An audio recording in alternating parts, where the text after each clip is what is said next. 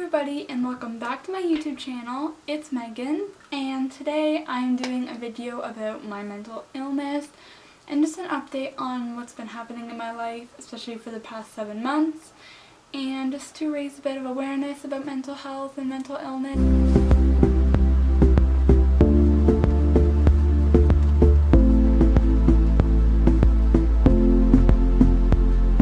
So first I am going to be talking about just my story, where it started and all that, and just full detail, but I'm going to try to make it as short as possible. So as I film this, it is currently August 4th, 2019, and my story and kind of where this all started starts in December 2018, but I just wanted to point out that mental illness affects everybody differently. So even if what I describe as my symptoms and what I was feeling isn't necessarily what you're feeling, it's still really important to get help and to reach out, tell family, tell friends, tell someone you trust just about what you're going through, and hopefully you can get help. So this all basically started when I was a child. A lot of people say derealization is from childhood trauma, past trauma, PTSD, or like abuse, but what's weird in my case is I didn't have any of that. Like, I had a really good childhood. Before this all started, I was really happy with school, work, my life, my friends. Like, I had amazing support, and I had nothing going on in my life. I was super happy. So throughout my life, probably since about grade 2, which I'm now in grade 12, so since about grade 2, I was getting these weeks at a time where I felt it was like a really bad mind fog. It was like there was just like a wall in my brain separating me from the world. And as a naive little child, I didn't tell anybody. I thought it was normal, and I never really brought it up at like checkups. I never told my family. And if I did, I would basically just be saying, like, oh, I feel dizzy. Like, I didn't really take it that seriously. And it mostly happened in the winter. I'm not sure why. So the past 7 months starts again in December 2018 over Christmas break. So I was in grade 11, and it was the end of first semester. So it was during Christmas break, and I got pneumonia. And one of my big anxieties, because I do have generalized anxiety disorder, one of my big anxieties is getting sick. So even though personally I don't feel like it's that big of a deal, especially with pneumonia, it went by really calmly, and I didn't feel too sick. Like, I had high fevers and a lot of just cold and flu symptoms, but I didn't feel that anxious really about it. But I guess my subconscious was kind of going insane. So it started when I got pneumonia. I just got that mind fog again, and the pneumonia was actually lasted pretty long.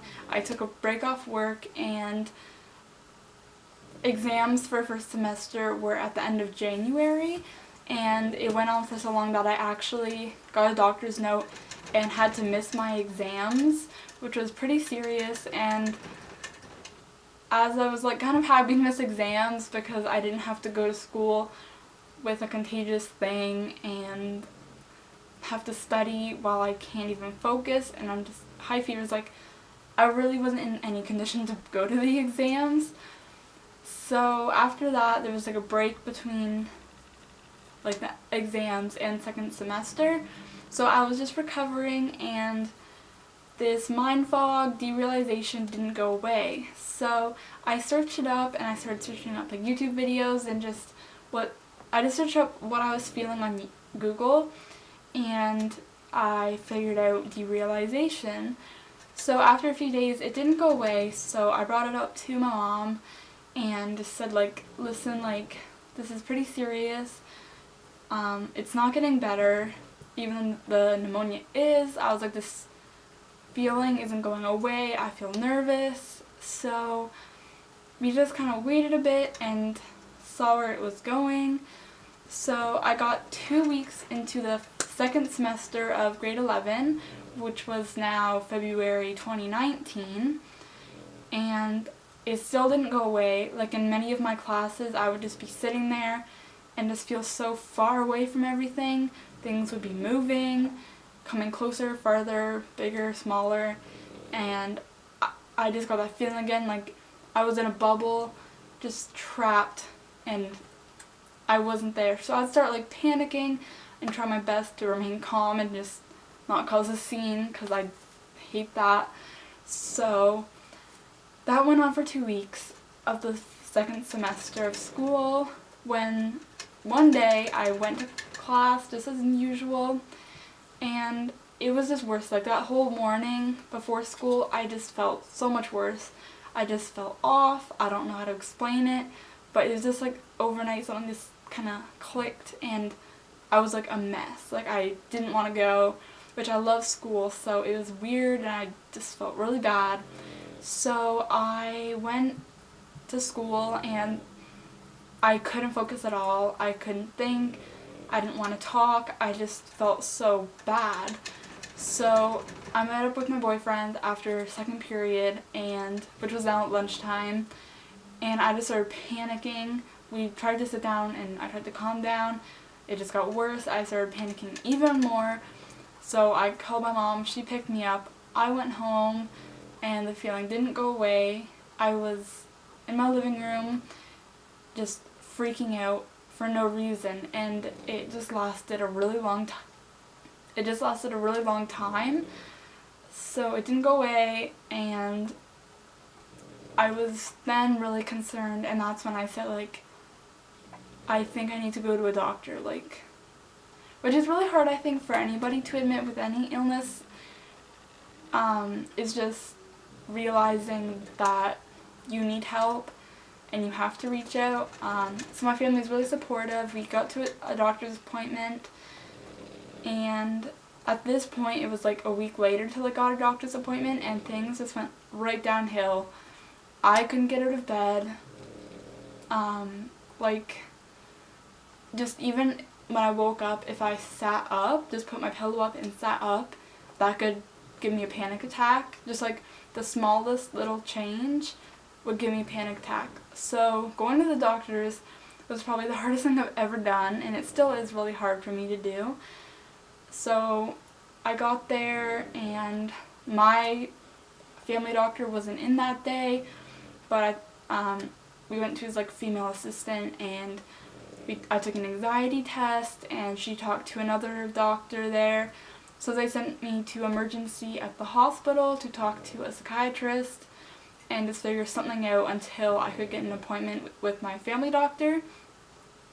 So right away we got to emergency, and because I got like a note from the female assistant, and she sent me to the emergency at the hospital, and they dealt with me right away. And I talked to a bunch of different people just explaining what's up, and it was a long process that day, and I just felt horrible, but I knew like it had to be done or else I wasn't going to get anywhere. So finally we talked to a child psychiatrist who was very nice, and he gave me 3 sedatives just to take when I'm having a panic attack until I could get to my family doctor and he could prescribe me something for a regular basis. So 3 days later, I go to my family doctor, and he puts me on a anti-anxiety / depression medication, which I'm not going to name just for like security purposes and stuff like that. And he gave me 15 sedatives for 2 weeks to take when I'm having a panic attack, which I went through really quickly because, again, I was stuck in bed. Like, the only time I left my literal bed was to go to the bathroom, which even that, like, my mom had to literally, like, carry me, and I would be crying. I would run back. Like, it was a whole process. It was a production. And I was just so terrified. And being in bed, I was just scared 24/7. Like, even like on like a regular day, like if I don't leave the house at least like once a day, even if I just go on a walk, like I just feel like I'm going insane. Like I just get so like irritated and just I have to go out. But I felt so bad that I couldn't even leave my bed, and I didn't feel bored because I was just too scared. I was too scared because it felt like I wasn't living.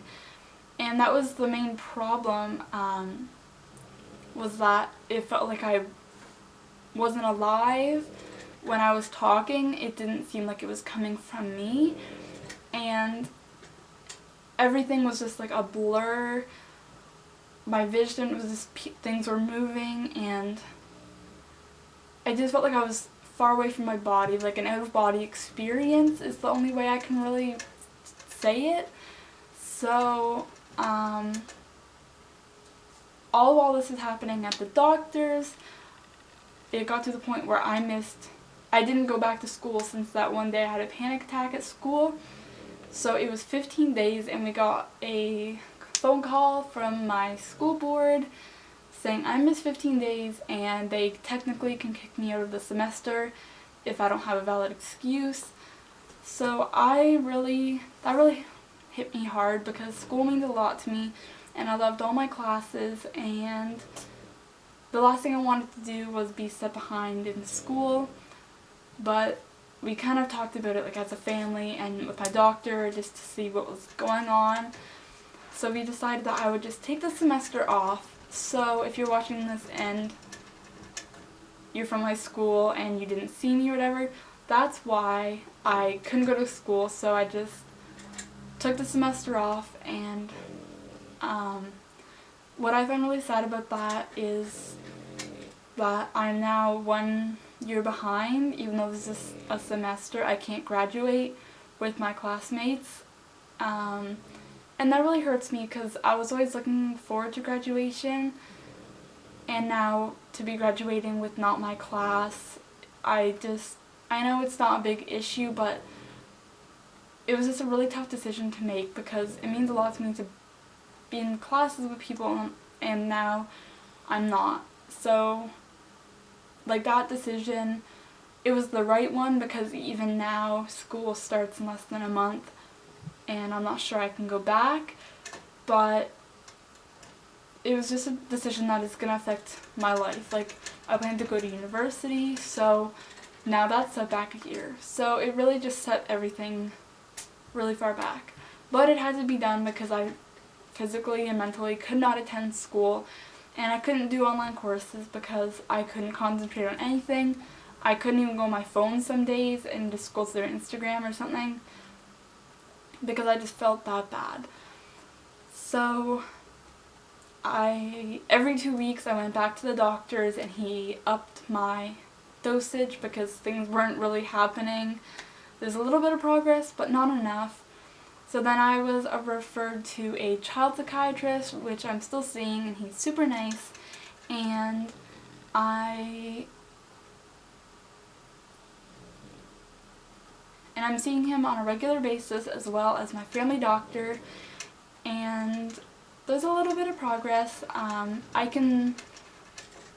My progress pretty much started as just getting out of bed and, say, feeding my guinea pigs, which is like 2 feet from my bed. That was huge progress. And I think when you're trying to recover from something like this, it's important to congratulate yourself on even the smallest things, like standing up from my bed to feed guinea pigs, or just going to the bathroom, or just running to your kitchen and grabbing something quick to eat. I think you should congratulate yourself because when you're that low in life, everything just seems horrible. Like, everything just seems like the world's against you, and it's hard to find positive things. Many times, luckily I never felt suicidal, but many times I felt hopeless. I felt like I would never be able to leave my bed again. It would feel like I'm dying. There were many panic attacks where I almost had to phone like an ambulance because I thought I was having a heart attack. I thought I was dying. And it's just really scary stuff. Like, that's obviously really terrifying. Nobody should have to go through this. And so progress started where I decided myself that I need to accept that I am not okay and that I can't let mental illness take who I was. So that took a lot of work to get myself to that point. So it just started with makeup. If I was going out to the doctors, which was the only time I was really going out, I would put on makeup like I usually would because that's a big part of who I am. I use it to express myself and I just enjoy doing it. So that was a part of me just like gaining myself back and not letting mental illness take over, which is hard, and some days you can't. Like, I still have days where I can't get out of bed and I feel like I'm not living. Some days are really good and I can go out for hours at a time. So currently, like just last week, this has been going on so for 7 months, this whole derealization thing, and it's getting less and less, but I still have my bad days. I'm still not where I 100% should be, but I'm still also getting help, and I'm still on that road to recovery. It's been really difficult, but I'm grateful to have such amazing support. My family has been so supportive. My boyfriend has been so supportive, spending so many nights here and just comforting me, because like there was a point where I didn't want to see him, where I just felt like every little change was so catastrophic in my mind that I didn't want to see somebody new. Like, even though like I knew him, like I didn't want to. And having panic attacks, I wouldn't recognize my surroundings, I wouldn't recognize myself, I wouldn't recognize, like, I felt like I was a different person and just not in my body. It felt like I was like possessed, like, and it was really scary. And it's hard to talk about still. Like, I still get emotional talking about it just because it's still so fresh and honestly traumatic to experience, as any illness is. So currently I just saw my doctor and psychiatrist last week, so I'm now on 40 milligrams of the antidepressant and anxiety medication and am on sedatives 3 times a day, so like 1 in the morning, 1 midday, and 1 at night, because I couldn't sleep at night for so long because I would just be panicking and I would just get really bad thoughts at night, just like, I'm never going to be the same again, I'm never going to progress, this isn't getting anywhere, and just really hopeless thoughts and feeling like mental illness was really taking over who I was. So that's kind of where I am now. So if you do follow me on Instagram and have been, you've probably seen that I've kind of been using it as an outlet to distract myself, I guess. So it started with me and my boyfriend I'd get dressed up because I love doing that, and we would take photos in my backyard, just like little fun photo shoots, just to get me out of my bedroom, out of my house. So it would literally just be like, we take a few pictures, and then I would have to like calm myself down, and it wasn't easy, but it was a distraction. It was something I liked doing. Days I couldn't get out of bed, I took up weaving and cross-stitching, sewing, making friendship bracelets. I would try to clean my guinea pigs, which my mom did on a regular basis, thank goodness, because some days I just couldn't. So it was a really tough point, and I felt so useless too, which is important, I think, to remind yourself if you are in that same situation that, like, you are not your mental illness. It may control your life, it may keep you captive, but it doesn't define you. You are more than it, and I'm still to this day trying to remind myself of that. So I have taken to taking photo shoots, dressing up, fashion, my guinea pigs, Taylor Swift, just any little thing that I can like make a hobby out of, distract myself.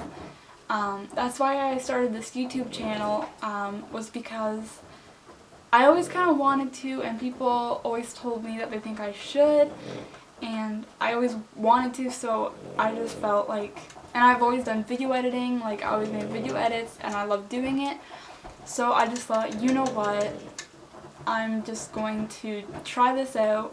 So that's why I'm not too concerned about how many views I get or anything like that, because I'm just doing this simply because there's a lot of things I like to talk about. I'm trying to get more comfortable in front of a camera and just talking to strangers, and I'm just trying something new, and hopefully I'm using this platform to get myself out of this kind of hole. So that is the end of this video. I hope you enjoyed just seeing what I've been going through for the past 7 months, and maybe it gave you a better understanding of just where I've been, just stuff like that. Well, I started this YouTube channel. So because this video is so long, I will probably one day make a separate video for just coping with derealization and how I dealt with it and how I'm still dealing with it.